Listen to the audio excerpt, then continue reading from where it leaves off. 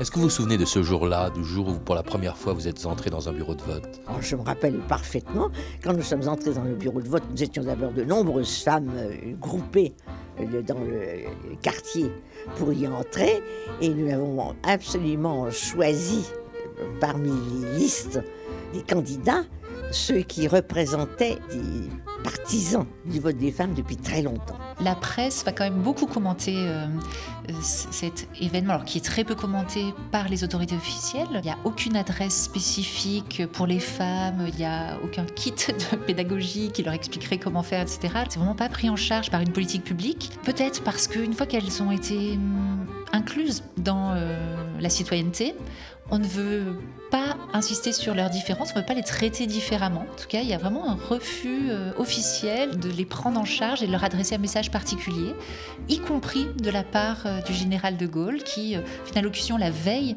des élections municipales et qui ne dit pas un mot à destination des femmes qui, pourtant, le lendemain, votent pour la première fois. Donc voilà, il y a vraiment un silence des autorités qui en font un non-événement. En revanche, la presse anticipe beaucoup, se pose des questions sur qu'est-ce qui va se passer, est-ce qu'on est prêt, est-ce qu'elles sont prêtes, comment va s'orienter leur vote. Il y a beaucoup de fantasmes qu'on retrouve à ce moment-là. On montre des dessins où un couple sort du même isoloir, ou alors on fait parler un homme qui dit « Oui, je me suis assuré que ma femme avait bien compris. D'ailleurs, je lui ai glissé moi-même le bulletin dans l'enveloppe. » Et puis d'autres vont faire le choix quand même de représenter mari et femme qui sortent en même temps de deux isoloirs différents pour montrer justement que chacun a pu en conscience et en secret faire un choix derrière le rideau.